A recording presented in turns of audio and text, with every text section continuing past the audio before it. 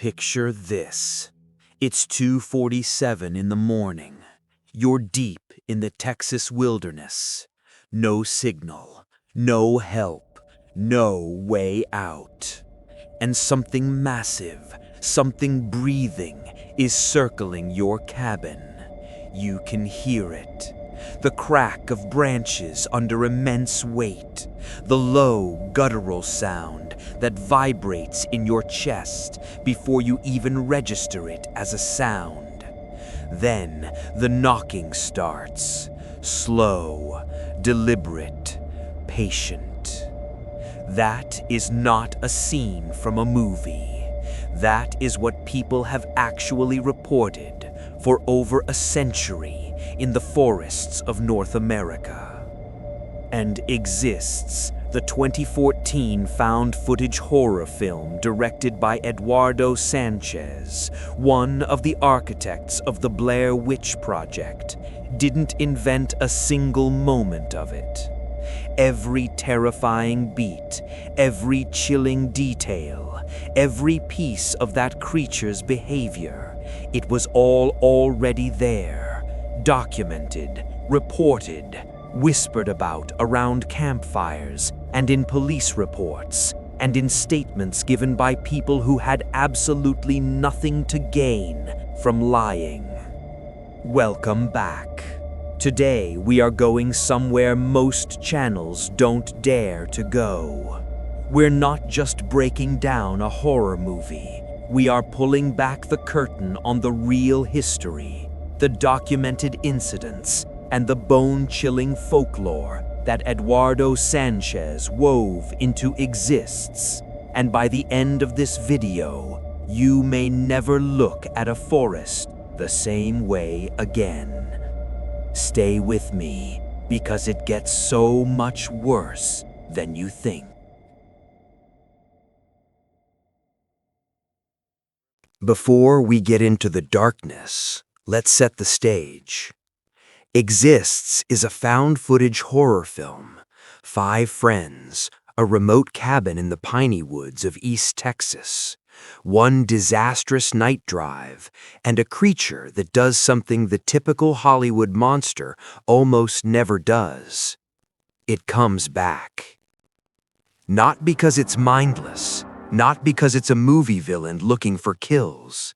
It comes back because it is enraged, because the group accidentally struck it, or something it loved, with their car on that dark forest road. And what follows is not a random monster attack. What follows is something that looks unmistakably like retaliation. That is the detail that separates Exists from 100 other creature feature films. And that detail, the idea of Bigfoot as a territorial, emotionally reactive, dangerously intelligent being, is not a screenwriter's invention. It comes straight from the most disturbing chapter in the history of Bigfoot encounters. It comes from Ape Canyon. The year is 1924. A group of gold prospectors, Fred Beck, Gabe LaFavor, John Peterson, and others, are working a mining claim high in the wilderness of Washington state, near the base of Mount St. Helens. The area is remote, brutally so, the kind of terrain that swallows men whole and gives nothing back. They begin to notice things. Massive, humanoid footprints around their camp. Trees disturbed in ways that make no sense. The feeling, that specific, primal animal feeling of being watched by something you cannot see. Then, one afternoon, Fred Beck catches sight of one of the creatures standing near the canyon's edge. He fires his rifle at it. The creature falls. What happens next is what Exists spent its entire runtime trying to recreate. That night, the men barricade themselves inside their small log cabin, and then for an entire, unrelenting night, they are besieged. Multiple creatures, massive, fast, absolutely furious. They bombard the cabin with rocks, rocks so large that scientists who later examined the site were stunned they could be lifted, let alone thrown with force. They pound on the walls with a ferocity that shakes the entire structure. They get on the roof. They try to rip the door off its hinges. The men fire their guns through the walls, through the roof in every direction, barely holding on until dawn breaks and the assault inexplicably stops. Fred Beck would spend the rest of his life insisting every word was true. When you watch the siege sequence in Exists, when the creature batters the truck, when it circles the cabin, when it moves with that terrifying combination of raw power and cold calculation, you are not watching fiction.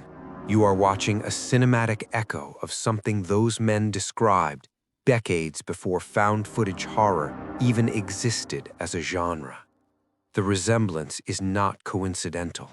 Eduardo Sánchez has spoken about how deeply he researched Bigfoot lore before writing the film. Ape Canyon wasn't just an influence, it was a blueprint. Here's where it gets personal. Because you can dismiss a story. You can tell yourself Fred Beck was lying, or scared, or crazy. The human mind needs those exits, those trapdoors of rational explanation. But you cannot dismiss a sound. Particularly a sound you can listen to right now, recorded in the woods of Northern California in the 1970s, with no satisfying explanation ever having been produced for what made it. The Sierra Sounds. In 1971, researchers Ron Moorhead and Al Berry ventured into a remote region of the Sierra Nevada mountains.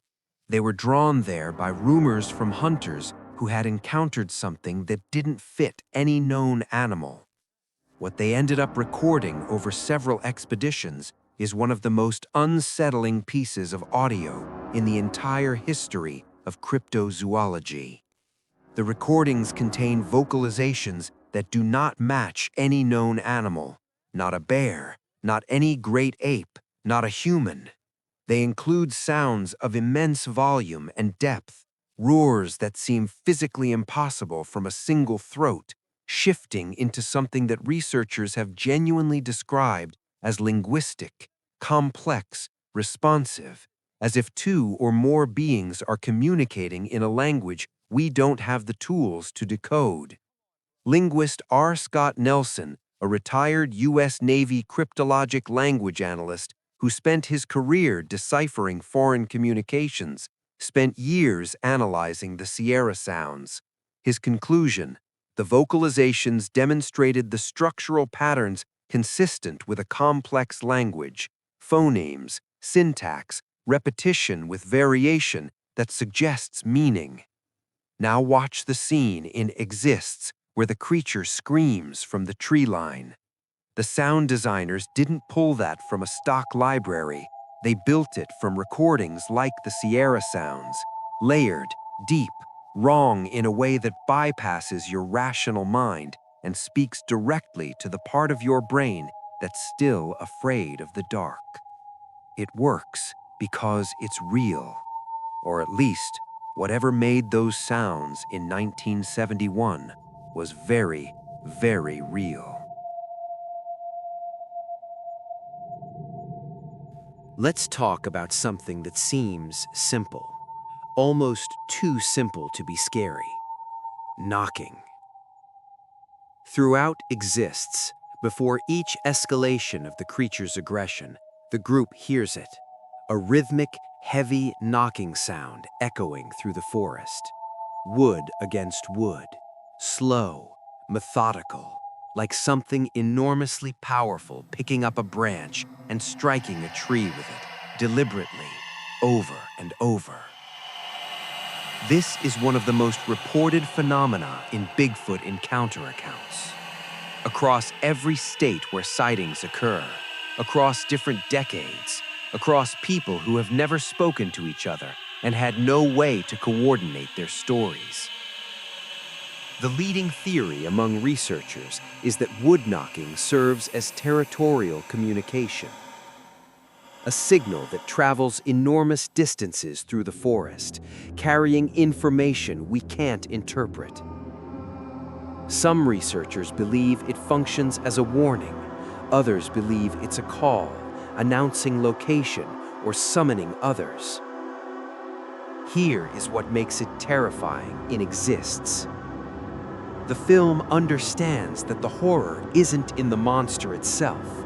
The horror is in the announcement of the monster, the warning you can't act on, the sound that tells you something knows you are here and it is coming. Every time those knocks ring out in the film, the audience feels it in their gut, not because they've watched enough horror movies to know what it means, but because some part of the human brain, the ancient part, the part built by millions of years of needing to know when something dangerous was in the forest, responds to that sound on a level that bypasses all modern reasoning. The filmmakers didn't create that response, they just activated it. For 70+ years, researchers have collected thousands of eyewitness accounts of Sasquatch. And when you strip away the regional variations, the different names, Bigfoot, Sasquatch, skunk ape, the Fouke monster, a remarkably consistent picture emerges. Enormous, 7 to 9 feet tall, 400 to 500 pounds at minimum, some accounts suggesting far more, covered in dark hair, walking upright with a stride that covers ground at speeds that witnesses consistently describe as shocking for something so large. Fast, terrifyingly fast. This is the element that exists, captures better than almost any other Bigfoot film. The creature in this movie does not lumber, it does not shuffle, it explodes into motion with a speed that makes the camera work feel genuinely panicked, because the creature is simply faster than the humans every time, without effort. Witness after witness in documented reports has described the same disorienting experience. The creature covers a distance in seconds that would take a running human 10 or 15. It disappears into dense forest without slowing down. It moves through terrain that would cripple a person, steep hillsides, dense brush, rocky ground, as though it's moving through open air.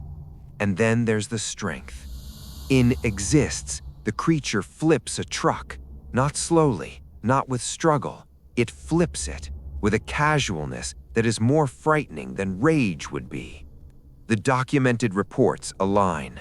Multiple witnesses have described finding trees pushed over, not broken by wind, but pushed, the root systems intact, pulled from the earth by something that could grip the trunk and apply lateral force that would require machinery to replicate.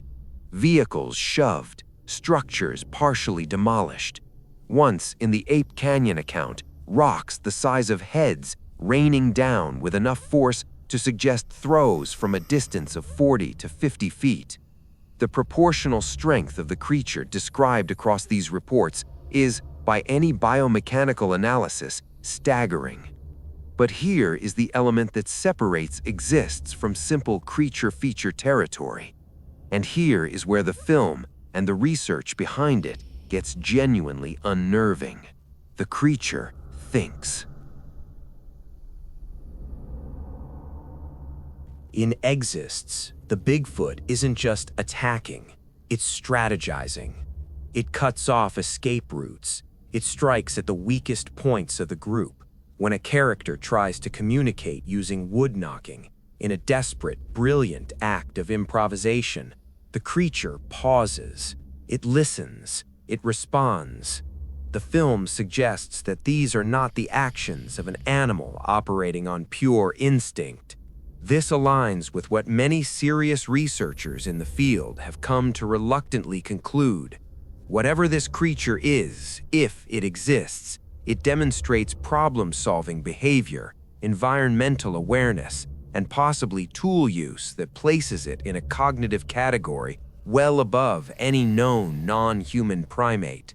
Some researchers point to the sheer elusiveness of the creature as itself a form of intelligence, despite millions of humans living adjacent to its reported habitat, despite trail cameras, drones, satellite imaging, and the most comprehensive surveillance apparatus ever built by any civilization in human history.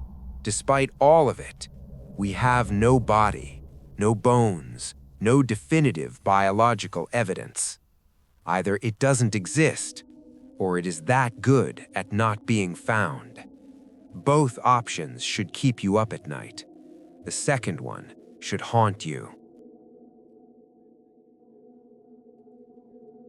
On October 20th, 1967, Roger Patterson and Bob Gimlin were riding horses through Bluff Creek in Northern California when they rounded a bend and encountered something that would change the trajectory of human culture.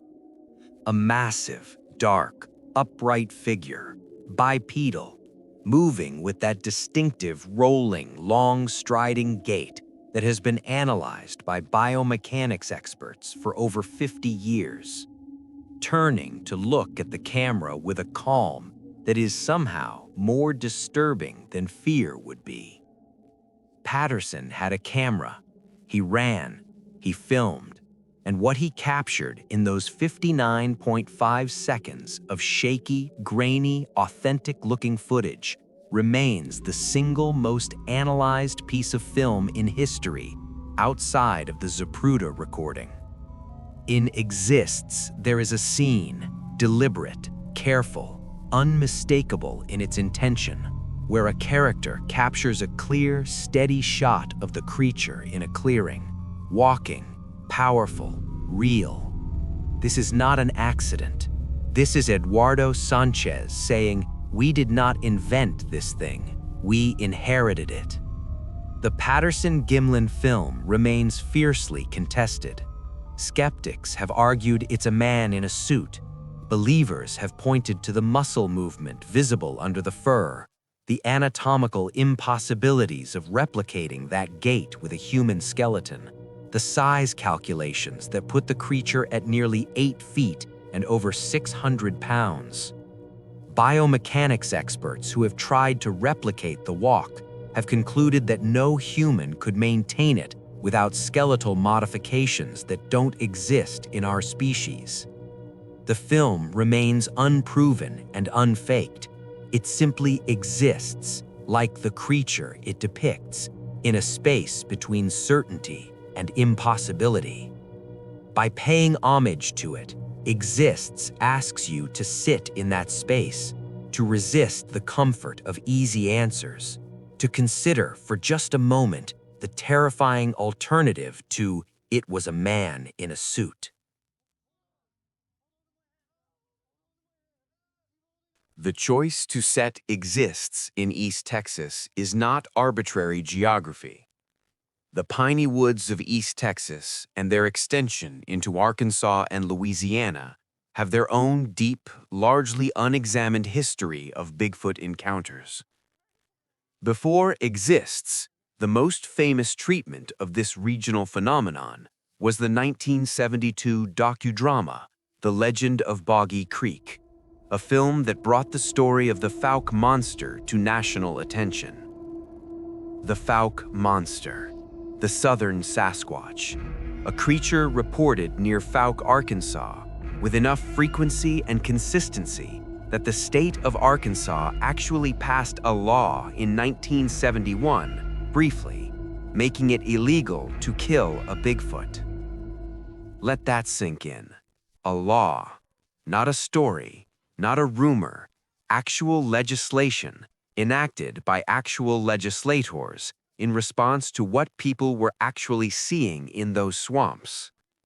The southern variant of Bigfoot encounters carries a specific character that is darker, more oppressive than the Pacific Northwest version.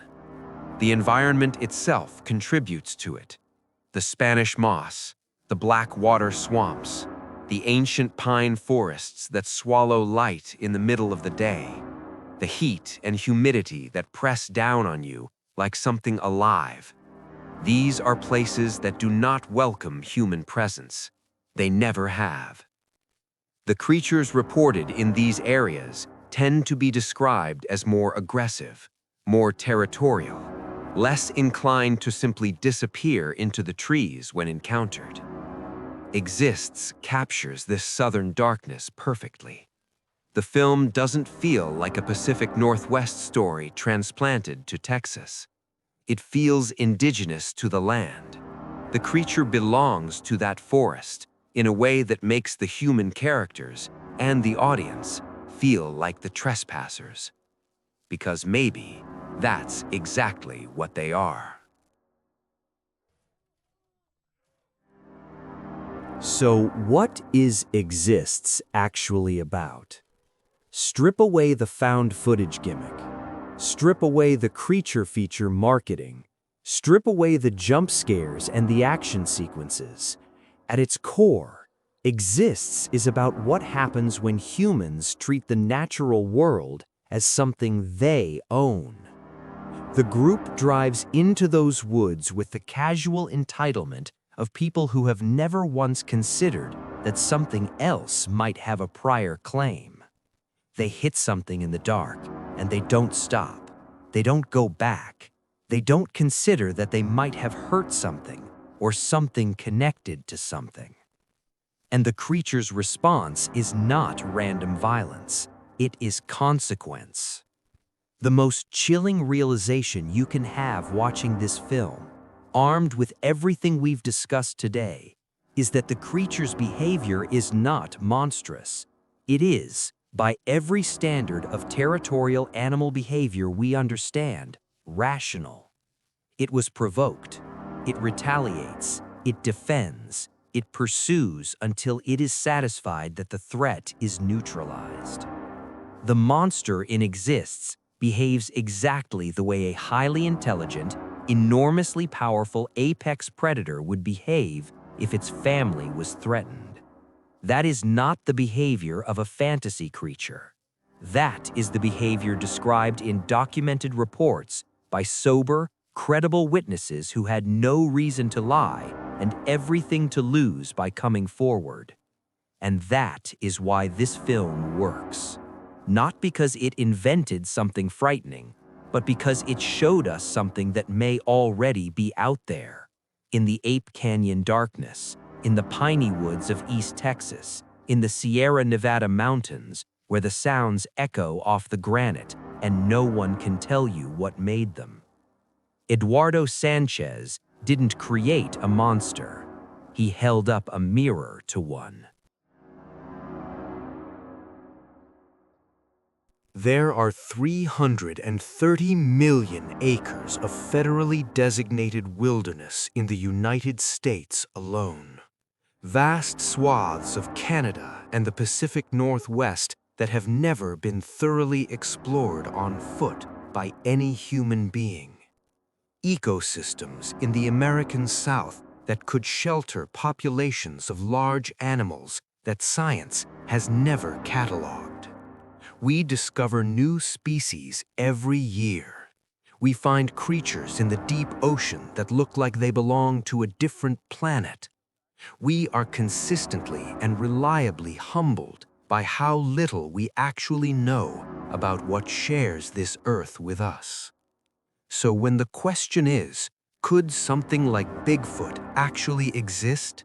The honest, scientifically defensible answer is not no. The honest answer is, we don't know. And somewhere in that gap, in the space between the Sierra Sounds and the Ape Canyon siege, between the Patterson-Gimlin footage and the footprints that keep showing up in places no hoaxer would bother going, something lives. Whether it's a creature, a myth, or a collective human need to believe the world is bigger and stranger and more dangerous than our comfortable daily lives suggest, something is out there. And if it is, You'd better hope it doesn't hear you coming.